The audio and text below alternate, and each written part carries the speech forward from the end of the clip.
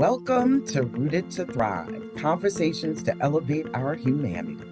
I'm your host, Rochelle Peterson-Ansari, Professor P for short. This is your podcast sanctuary for cultivating mindsets and skills to elevate our shared humanity. We're taking a deep dive into practical strategies to evolve as anti-racist, culturally competent, and inclusive individuals and leaders. In each episode, we're bringing you real-world examples and actionable takeaways. We're going to talk about personal growth, fostering connection, and creating positive change that dismantles systemic barriers and creates environments where all of us are valued, empowered, and activate our collective power. This is Rooted to Thrive. Hi there. Welcome and welcome back to every one of our listeners on Rooted to Thrive, conversations that elevate our humanity podcast. I'm Rochelle Peterson-Ansari, your host, aka Professor P. This is an exciting time for us, and yes, I'll say it's 2025. Because so many people are going inside, right? Like going and doing some deeper reflection, which I am really thrilled about because I understand that a lot of people don't do that on a regular basis. And that's why I invited my guest today, Miss Yolanda Booker, Ms. Yolanda Booker. She's a mental health therapist, president and founder of Grief Speaks, a nonprofit organization here in Philadelphia, Pennsylvania. And they run, I believe it's monthly, support group meetings, but so much, much more. The first time I heard of a grief stroll was through her organization. She is an author of a grief journal and a grief coloring book. I have known Yolanda for about a year now. And we met through another local organization here in Philadelphia called Queens. Yes, Queens United to Elevate and Empower the Next Sister.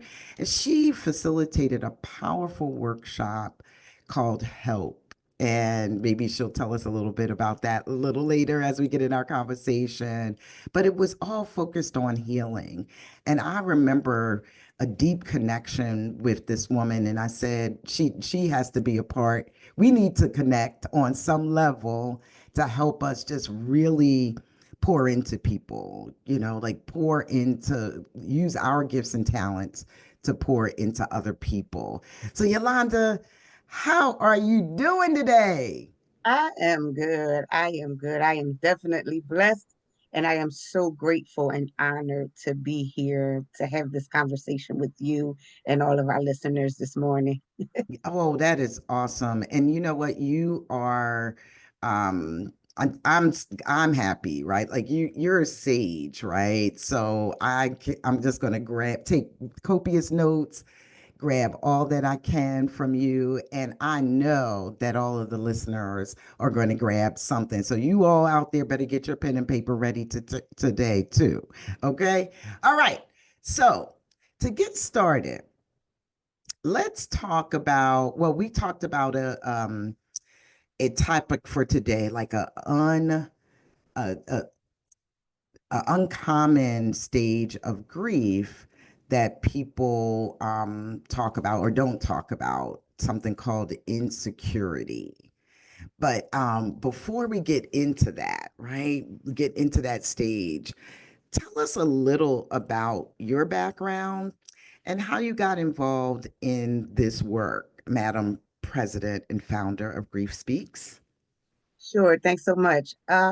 So, of course, God set me up, but that's another story. But so about going on 12 years ago, I lost my son to cancer at the age of 16. And throughout the journey, his life was amazing. I also wrote a book about him called God's Chosen Son. But throughout his journey was amazing. I mean, when I say it was amazing, I started to journal his journey the day he was diagnosed. And he lived through cancer for 6 years. mm, But the story just had to be told. But I often remember during those stages of walking with him, I would often ask God, what's my purpose though, God? I know my purpose is to be his mother and to walk with him and to be a wife and to be a grandmom and all those other things. But really, what's my purpose in life? I have an undergrad degree, of course, in business management, but I knew that God was calling me for more. And so I wrote the book, I released God's Chosen Son, and then the Lord pricked my heart to write a grief journal. I am an avid journaler. I carry a journal with me because that's the way I think. I need to see it. I am visual. So when my mind is crowded, I need to write it down so that I can stretch it out and make it make sense. So I felt that I am also a full-time mental health therapist. So of course, I see people all the time grieving, whether it's a person, place, or a thing. And it intrigues me that, when we go through grief, we oftentimes we lose a person, place, or a thing, and we're looking to just, life to go back to norm, right? And we gravitate towards the 5 or the 7 stages of grief and, depression and all the things, right? All the ones, anger, depression, bargaining, all of those are areas that we look for acceptance, right? Because that's what somebody told us, right? Somebody wrote that down and it's all over the place. But for me in my journey, once God, as pricked me to write the journal, I felt like, what about people being able to put their feelings on paper to help them evolve? Because often you can't talk to anybody about it because you don't know. Often you can't make sense of it yourself. And sometimes, journaling just for a resource, journaling is a good release because I always laugh about it and make the joke about when you write it down, you get to say anything you want, how you want, whatever way you want. And guess what? It doesn't say anything back. mm, So you really get to say what you need to say without the regard of someone else's feelings, without the regard of what they want to say back, the defenses, but you really get to express yourself. And so that's where the Grief Speaks journal came from and that's where I felt that God had me. From the Grief Speaks journal, moving on, I launched the Grief Speaks nonprofit. Now, that came from, I tried to go to I tried to go to support groups after my son passed. And for me, support groups are well, and everybody, of course, heal differently. But for me, I found the support groups that I attended to be more exhausting than they were helpful. mm, Now, they did help. They let me come. They gave me safe space to talk about losing my son and how it was affecting my marriage and all the things. But I really felt like I didn't get anything to take home. mm, The only thing I mm, felt I got to take home was everybody else's story. And so that's where I felt like, oh no, we'll start a support group. I felt the Lord pulling on me. And I started the support group. And our support group, of course, we take a topic, we talk, we offer safe space like every other support group. But I also try to, at the end of each group, give a coping skill, so that people have something to take away other than mm. their sadness that they came with.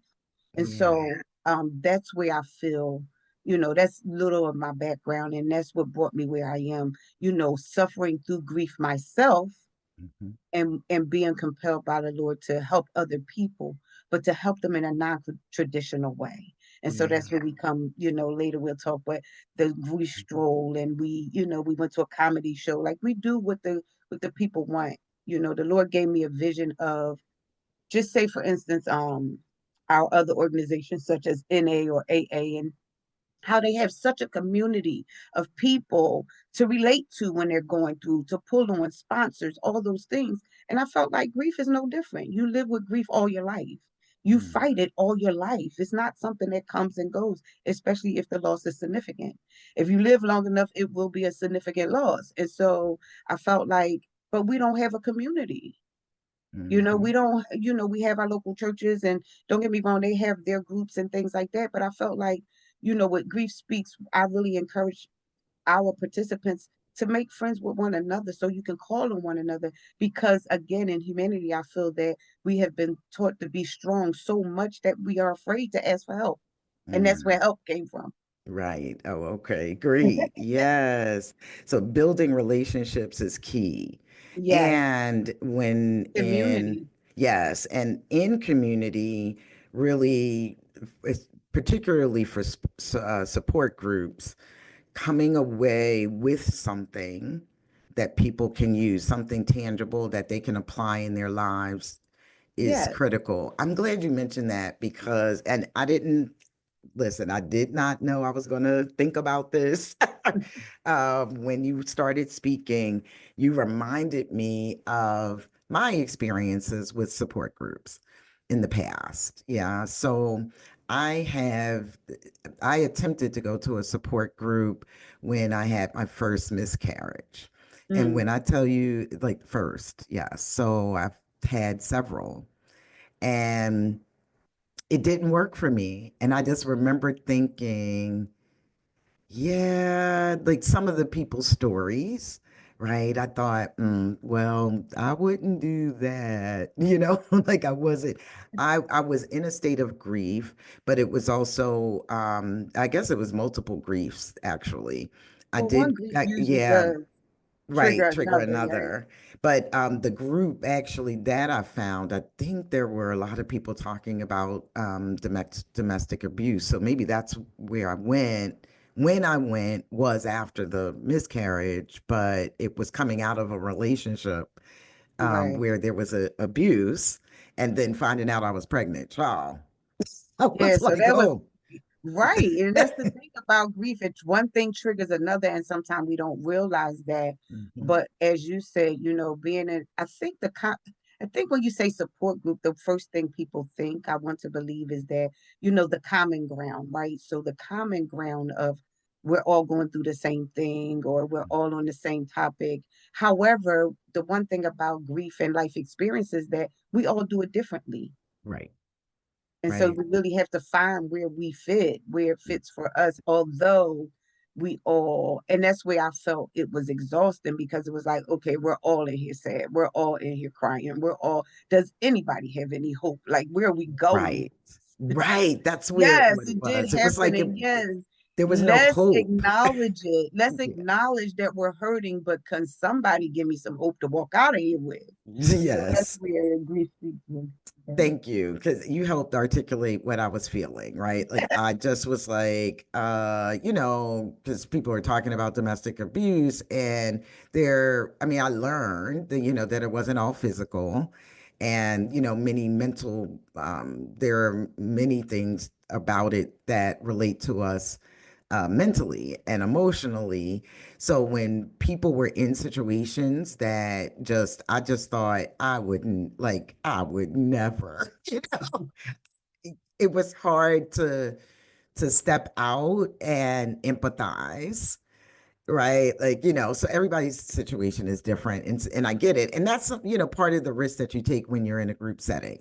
Absolutely. However, I appreciate what you're sharing explicitly about the need for hope.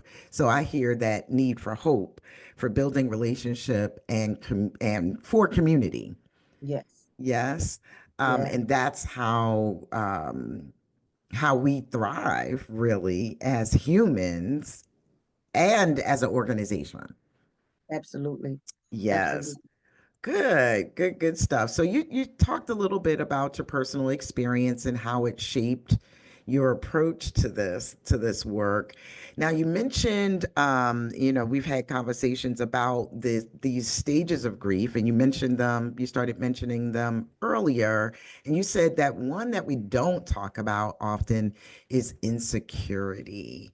Absolutely. What And is it about that? Like, well, first of all, remind us of the stages, I guess the common ones we know mhm. about or we've heard about, and then talk about a little bit about this insecurity. Sure. So the stages of grief that you often hear is first denial, of course, Mm, denying that the loss has happened. And then you go through a stage of what we call shock. And then there's anger, there's depression, And ultimately, there's acceptance. But the one thing that I feel with insecurity is that it's not talked about. I don't want to say it's not talked about. Let me correct that. It's not talked about enough. And the Okay. reason I say that it's not talked about enough, and it really is a prevalent stage, is because whenever there is loss, there is change, right? And so when you lose a person, place, or thing, it causes you to change. If you lose a job, you change. You have to change jobs. You have to learn how to do it for that company, although you may have done it for many years at another company. When you lose a person, you have to learn. When I lost my son, although I'm a mother to two adult children, Mhm. he was my baby. I had to learn who I was all over again because it was like I'm not a mom anymore. It was an empty nest now. So now my life has changed forever, and I had to learn who that person was. And then learning who that person was or is, insecurity played a very integral part of that. Because again, even if we talk about losing a job, for instance, as I said, you got to walk in the room with new people. Now you have a new boss. Now you have to figure out, am I really good at this? Or what do I need to change? What do I need to bring? What do I need to get rid of? Who do I need to be in this space, in this position? And it's the same thing when we lose a person. It's like, okay, I'm still a mom, but you know, it's funny. When my son passed away, I bought a dog, right? Little cute, little expensive dog, right? Because not because I wanted a dog, but because of the insecurity of not feeling needed. Ah, So I went and bought a dog because when I walked through the door, the dog was wagging his tail and barking, and he was so glad to see me. And that's what I miss with my son because again, he was the youngest. So we were still doing homework. We were still going to practice. We were still riding in the car. I still was, had to feed him all of the things. And so right, I became really insecure. At that time, I was married 15 years. To God be the glory. I just celebrated 27 years last congrats. week. And it was insecurity in my marriage because now it's just me and my husband, right? We don't have any kids to distract us from all the things we've been doing all these years. And he worked at night, I worked in the day. So we crossed paths a lot. So now we facing each other like, hey, who are you? Right. Like, what do you like? Because it was Mm, about the children all these years.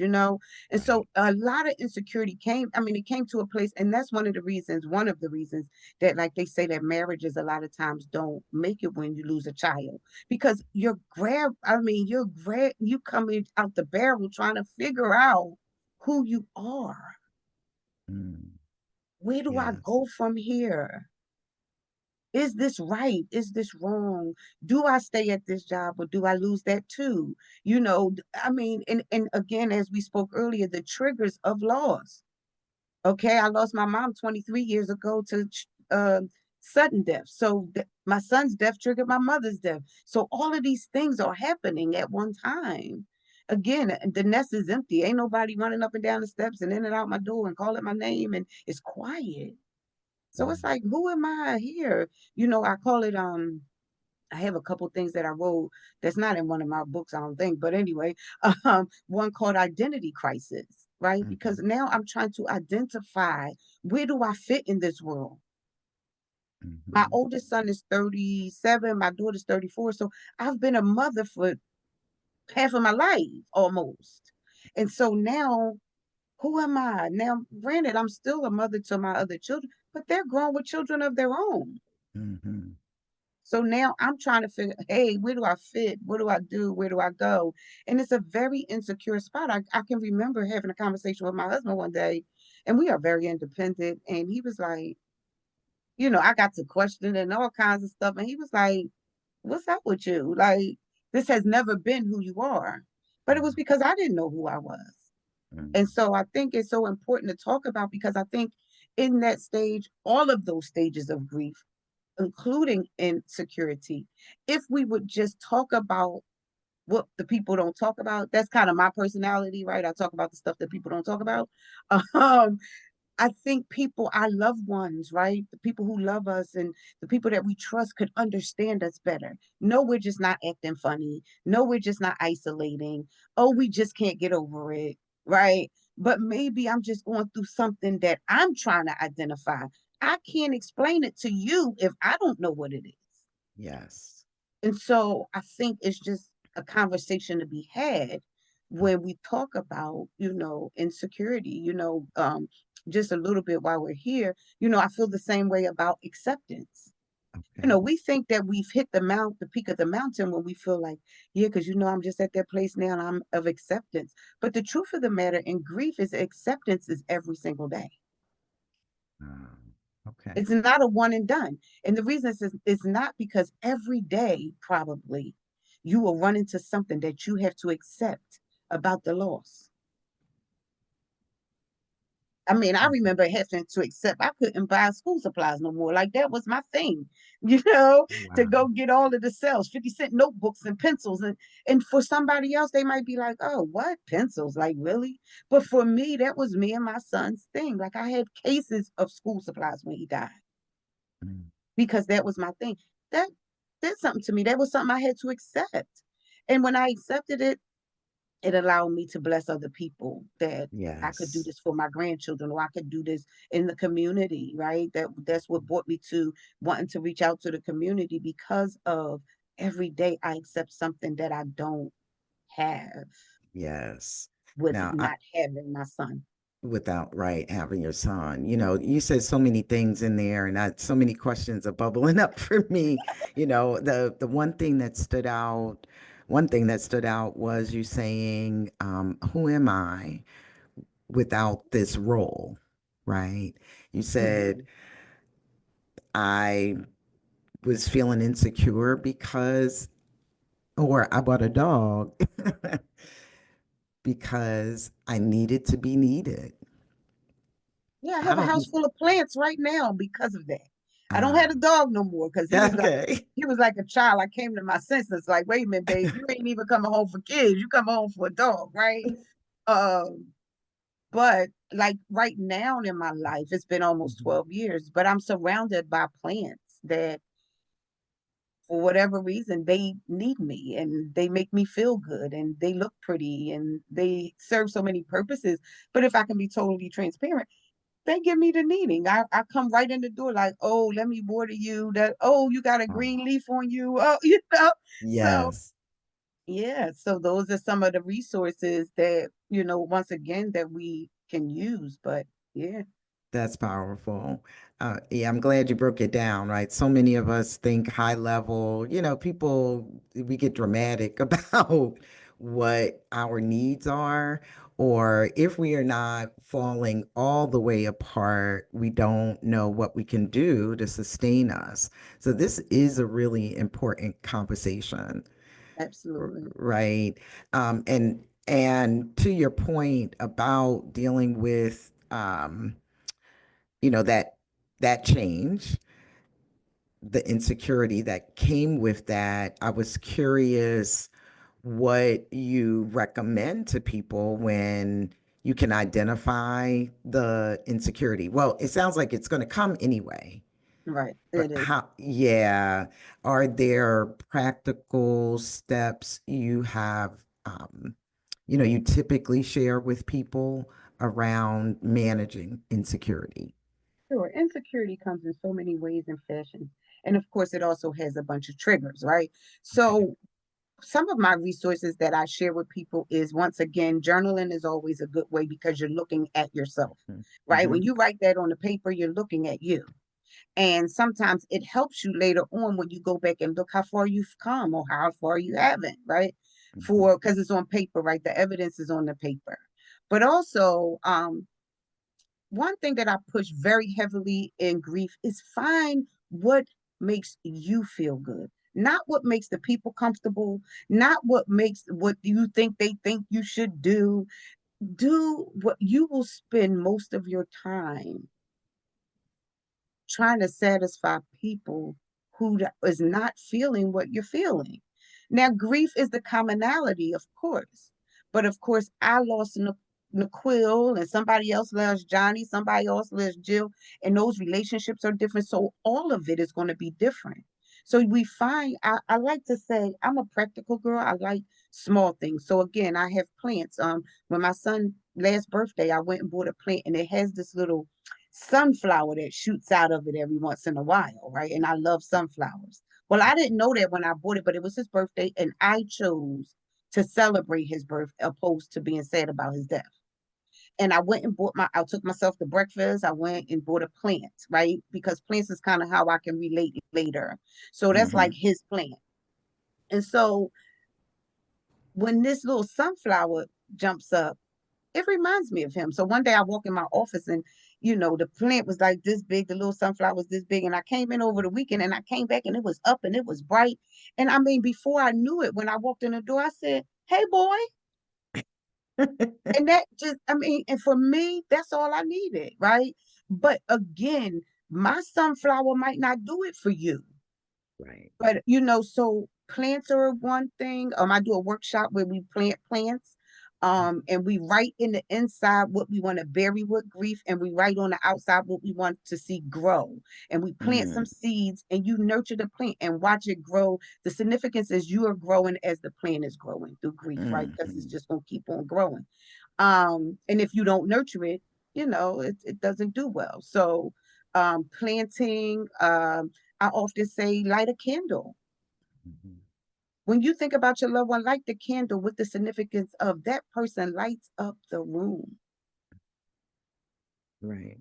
We all got candles, even if somebody bought them for us, right? We all have a little candle here and there. But make it make sense for you. What's that thing that you have with the thing that or the person that you lost Mhm. that can help you on a bad day feel Mm. good, right? Right. Because I say this, um, people that haven't lost what you've lost, right, have an option.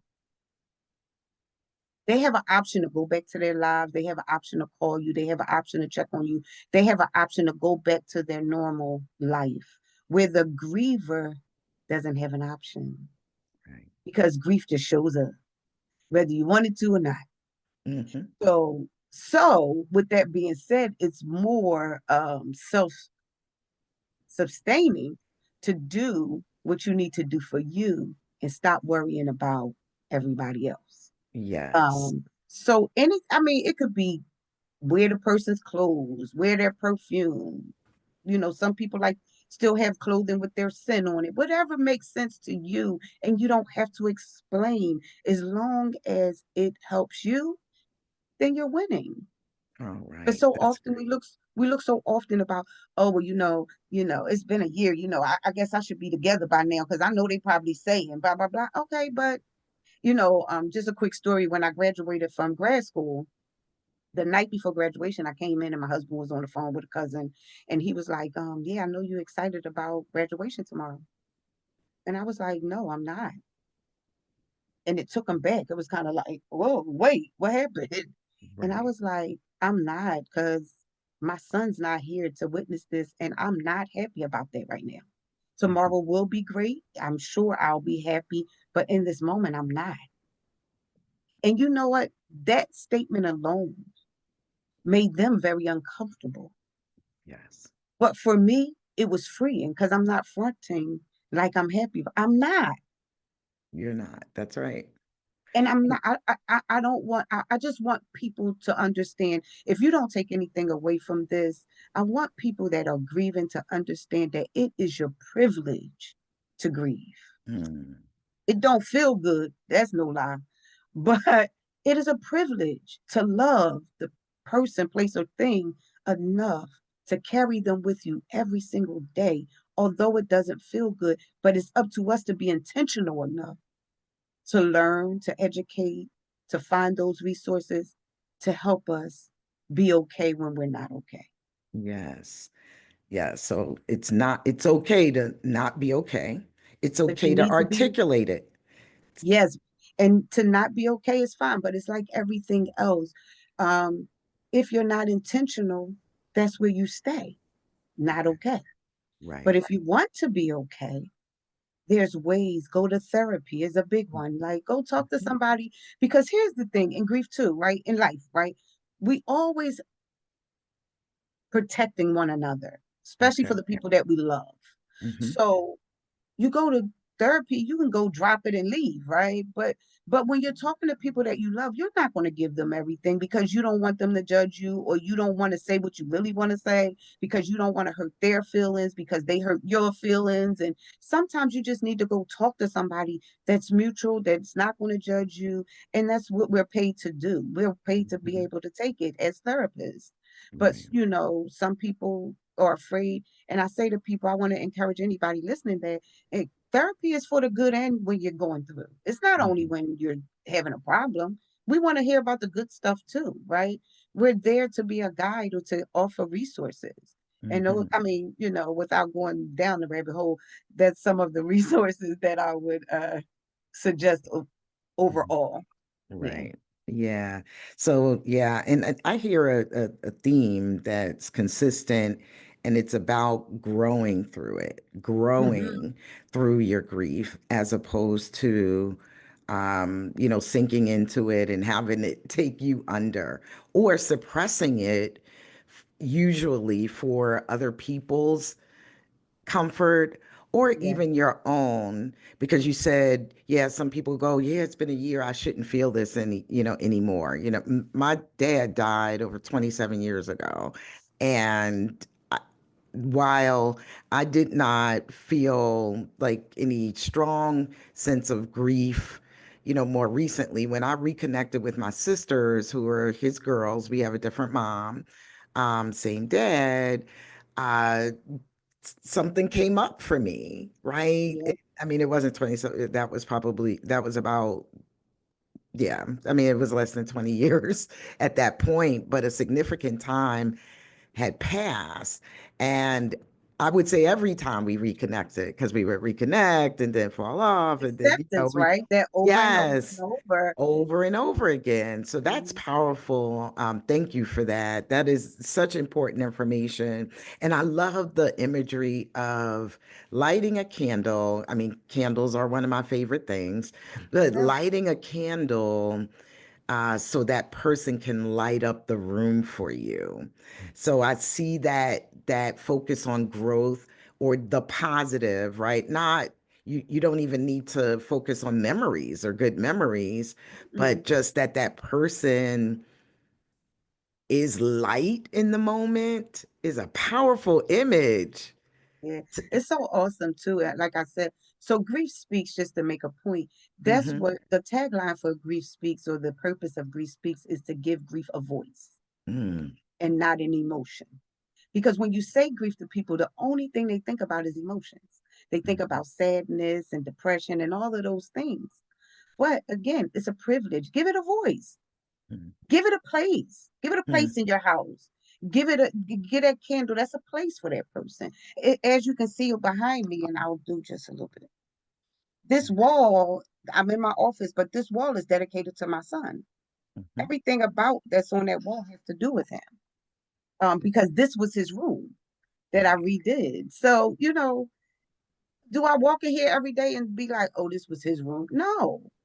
But it was significant when it happened. And when I redid the room, I was trying to calm my husband into painting it and Mhm, redoing it for me. And he was like, no, mm, you said that's your project and I want you to do it on your own.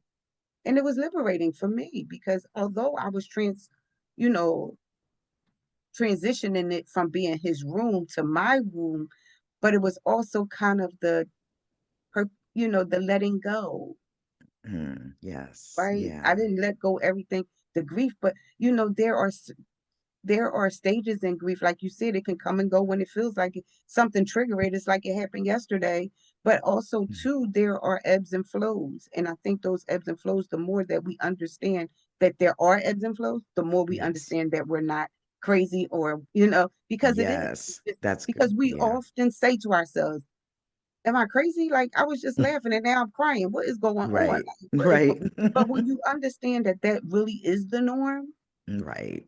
you like, all Mhm, right, I'm about to cry this out. Like, and that, and that's where you learn how to do it on your own, right? Because for real, like you could be crying right now and laughing the next minute. So you really don't want to bother nobody because you know this cry only gonna take about 5 or 10 minutes and you off to do your thing.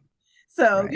it just teaches you to accept the new normal. I say to people all the time, I'm still Yolanda, but I'll never be the Yolanda I once was.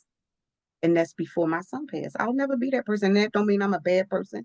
That don't mean I'm a great Hmm. person. But it just means I'll never be that person. A part of me died almost 12 years ago. And I had to evolve from that. And Yes. so don't look Hmm. for her. Whoever she is, don't look for her. Mm. And Look for that's Go ahead, I'm yeah. sorry. You said Mhm. look for. Look for who has evolved from that experience. Right. That's understood. So that's bringing me back to that term you used earlier. You talked about in grief, there's an identity crisis. I'm thinking about the people who the person grieving is encountering at work, their leadership, their, in educational institutions. We are talking a lot about being trauma informed, although, I mean, maybe all grief is considered trauma. I'm not sure. Technically, I don't know, but because we could lose things and grieve them, I'm thinking it may not all be trauma. But if we are going to be trauma informed, we should understand a little more about grief and in terms of relating to other people. So you've given us great information for the person grieving, right? Now I'm thinking about the people surrounding them, the Okay. people for who've gone back to normal, right? How does how can they better understand that identity crisis or the trauma that they may be seeing in other people? Like, I don't know, help us understand how that insecurity might show up maybe at work from your experience, at work, in family, friend relationships. Help us Sure. understand that. So normally when we're insecure, Mm-hmm. we isolate, we draw back, we get new. And of course, because I'm not sure, Mm-hmm. it's safe for me to be with me than for me to try to help you figure out me. And I haven't quite figured it out yet. So for the person that may see this showing up in their friends or in their coworkers, often I ask that people, here it is. Give people grace. It's grace because sometimes you don't understand. And people, we as human nature want to compartmentalize things and make it make sense for us. Okay. Yes. So I need a reason why this is happening. As we can see, some things just happen. There isn't, God knows the reason, we might not ever know, right? So in grief, I feel like give the person grace, be a silent support if you need to be, and just be there.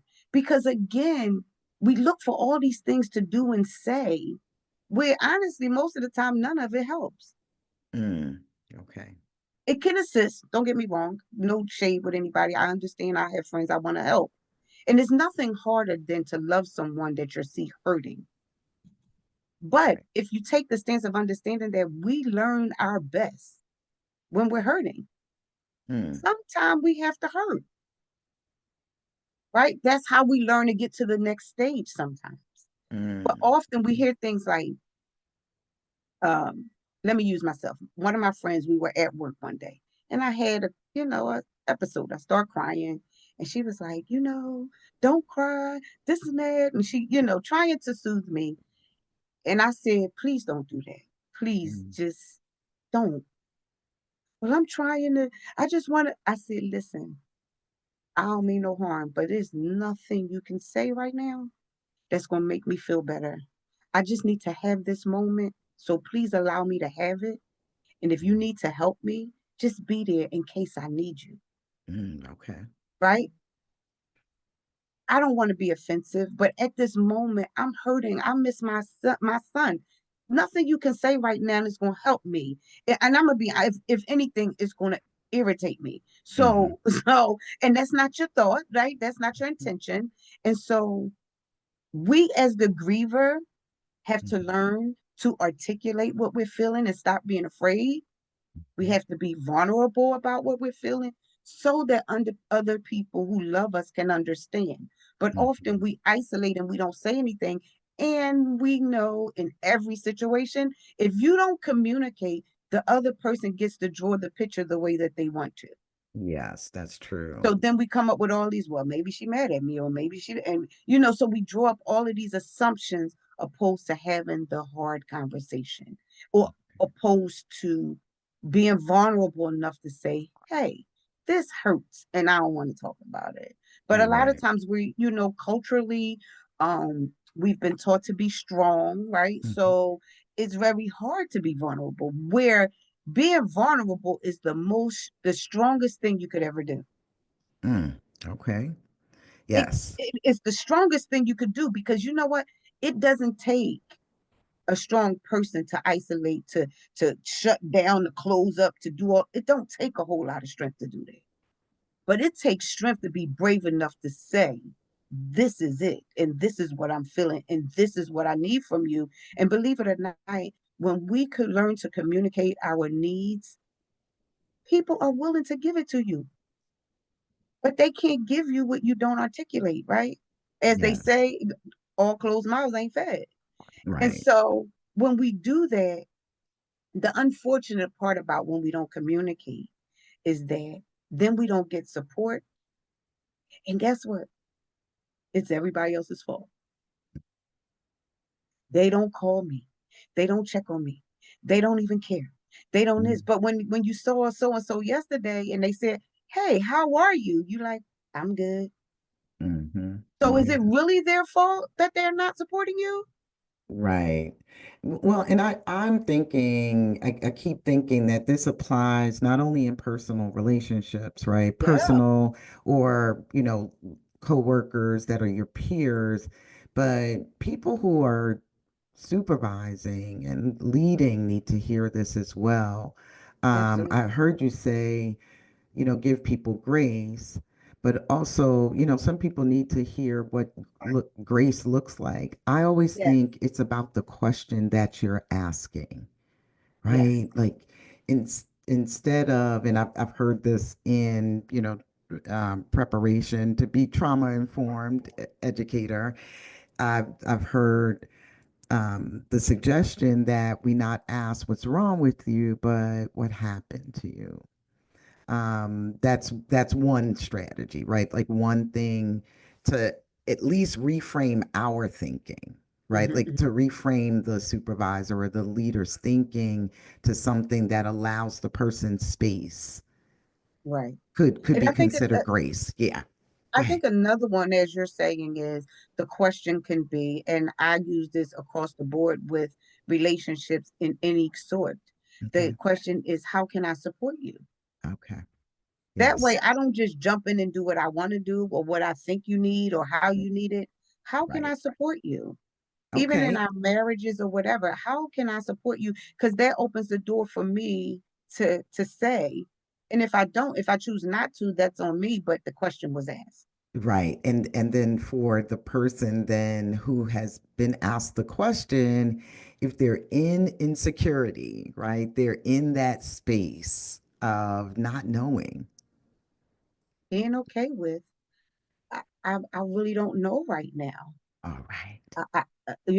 It's just Mm-hmm. like a business meeting. I don't know right now. Can I get back to you? You know what I mean? Yes. Because Okay. because no answer is better than an answer that really does not help the issue. So being Yes. okay with saying, "Hey," like, and I've said I'm a pretty open book though, but you know, I, I don't know who I am right now. I mean, I'm Mm-hmm. gonna be honest with my kids, my older children, for example. Mm-hmm. When my son passed away, and this is not everybody's story and this ain't for everybody, but for me, I took the expectations off of myself right away. I told my two grown children, listen, your mother loves you and your dad loves you, and we're here for you, but I can't fix this one for you as a sibling because I don't know what I'm doing as his mother. I Mm-hmm. don't know what this looks like for me. I don't know who I am. I don't know where I'm going. So I really cannot figure this out for you. but I'm here. And if you need help, listen, I'll get you, I'll get you a phone number. I'm gonna get you somebody to talk to on all Mhm. of that because I knew that I wasn't capable, right? And I just didn't, for just to be honest, like I didn't want the expectation because it was Mhm. hard enough for me to try to figure out who I was, opposed to trying to figure out your life and what you're feeling. Don't get me Right. wrong, I feel you and I'm here. How can I support you? Mhm. How Mhm. can I support you? What can I do? Then I can do that. But if I jump out this plane trying to help you, I'm going to hit the ground because I don't even know where I am right now. That's And right. so being vulnerable enough to say that and to be able to say, hey, I will support you. Yes. If you Mhm. tell me how you need support, right? It's like love. We can try, I can love you as my sister, which I do. Mhm. But if you came to me and said, sis, I really need you to XYZ, now I'm loving Rochelle the way she needs to be loved, not what Mm. Yolanda thinks. Yes. That don't make Understood. me love you no less. However, Mhm. I'm loving you in the way that you need. Yes. That was a perfect, perfect closure to Yes, a very rich conversation. This has been so powerful. I know that we've had a range of people on this podcast, and I've shared with people that there's going to be a wide range because I see elevating humanity is just about us elevating our ability to for our own wellness, to prioritize our own wellness and to prioritize the wellness of others. Right? Like we're upholding human dignity. And I can't think of any other time when, it would be even more important to consider one's human dignity than when someone's grieving. yes, absolutely. Absolutely. You have so many people that just, you know, as sad as it is, there's some people who grieve who never come back to who they were. Like I went to a support group and the lady never spoke again, and her child had been going for like 10 years, never uttered a word.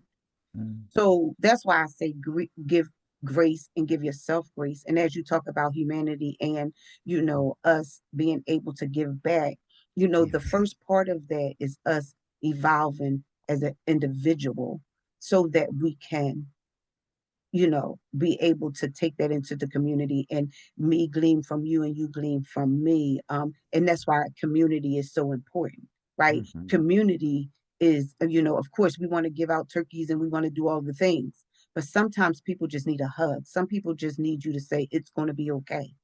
You know, some people Yes. say, listen, I got somebody you can talk to, Mhm. but it's first about us taking care. One thing that I think we lose in the balance sometimes is taking care of ourselves and understanding what we need. Yes. We can fix the world, been there, done that, right? I can fix everybody. But it wasn't until I learned to tap into what God had for me and what He was calling me to do and who I am that I learned to be okay with me, that I'm able to articulate these things. So I'm not saying for a moment that it's easy, but in order to maximize what you need, the support you need to be able to live this life without the person with the loss, Right. um, is what grief speaks actually promotes life after loss, right? Life after Because loss. some Yes. people are guilty about living after they lose. Yeah. Some Survivor people are guilt. guilty, don't want to not be angry because they feel like if they're not angry, they lose connection. Mm. So being a therapist, I see a lot of it, but but the first part is us, and for us to do what we need to do in humanity, taking care of ourselves. I'm sure we talk a lot about self care and this and that, Mhm. and then being able to replicate that in the people around us, in our children, in our communities, in our settings. Yes. That is powerful. Thank you so much. So, are there any final resources, organizations, courses, anything that you would recommend for further learning for our listeners before we go? Sure. So, as I said, I did bring the coloring book. Hmm. So, Grief Speaks Journal Okay. is available on Amazon. Now, this journal is also it's simplistic. A child can use it. It asks All right. questions. It has encouragement in it. but it has questions like, what would you say to the person, just to get you to kind of clear out some of those thoughts, right? Hmm. And we have the Grief Speaks coloring book, which Grief Speaks in color, which is also one side is a inspiration and the other side is a picture, and it's geared towards butterflies, flowers, heart, right? Um, Grief Speaks support group meets every third Thursday of the month virtually now. We're not in person. And then we try to do Okay. an outing once a month, just to get us all together outside of the walls. Okay. Um, So you're um, virtual now. yeah, we are virtual now Oh, because, with everything going on, like in person wasn't doing as well as we hoped. hmm. So, but at one time we were hybrid, and if we feel the need, we would go back to that. But right now we're just doing virtual. Um, also too, I'm a mental health therapist. If anybody needs therapy, let me know. I work for private practice and a community-based practice. So, my thing is do what you need for you. Hmm. Find that thing that comforts you like none other. Of course, God is our great comforter. So pray and connect with people, like-minded people, right? So that's why my support group is so, because we have some participants who may be dealing with suicide, and they talk, right? We talk as a group, but they've formed their, because they got questions to ask each other, and then we have the whole group. But you know overall, I would say you don't have to do it alone if you choose not to, right? There is life after loss. Find what works for you. Only thing that I oppose is no self destruction, because drugs is not going to help it. Alcohol is not going to help it. Cigarettes not going to help it. It numbs it for the moment, but it's still right there.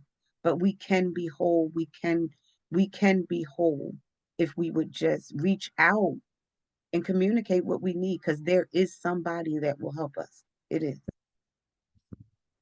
And that is awesome. And, because you are one of those potential people who can help us, how can people find you after this episode? Sure. So again, I also, let me just say, I do go out and do seminars, or, Hmm. groups. I do a group at a church, a local church. So if you need services, you can reach me by phone, 267-210-3035. Our number has changed. So if you have an old publication, it is not the same. However, we are on Facebook as Yolanda Grief Speaks. We are on Instagram as Grief Speaks and the number one. You can also go to our website, which is www.griefspeaks1.com. Now, listen, you have to remember the one, because there is another Grief Speaks in another state, and you'll pull it up and you'll certainly know it's not me. So I'm just going to say, you have to remember the one. It does have resources, it has pictures. We do so many things. Listen, come on and join the family, right? We're family. We Mhm. do paint, we've done paint parties. We just did a prayer board. Let me show you. We just did a prayer boards here recently. Here's my prayer board. I show you. Great. Um, Yes. So we did Nice. prayer boards. We do the grief stroll in the fall, which is very intimate. We do a balloon release. So we're around. We're very local. I'm gonna be honest. We're very what you call it? We're a very intimate group, Hmm. Hmm. and that's the thing I think that people love about it, is that it's an intimate group and it's not like all these people and all of this stuff. We're a family, and that's the way that God designed it, and that's the way we like it. Oh, okay. Well, wonderful. So listen, I won't keep pushing that you're virtual now because I was like, oh, so then somebody in Chicago could could be in the group. Absolutely. Yeah. Anybody can join. One thing, let me just make it clear that you would need to go to our website. If you go to contact us and send us an email, send us your email address. We would love to put you on our email address list. Hmm. However, we don't publicize our list. Our email address, our Understood. Zoom link is Very not good. publicized on social media or anywhere, because we kind of want to know who's in the building, That's who's on the right. screen. And It's a this is a safe safe space. space.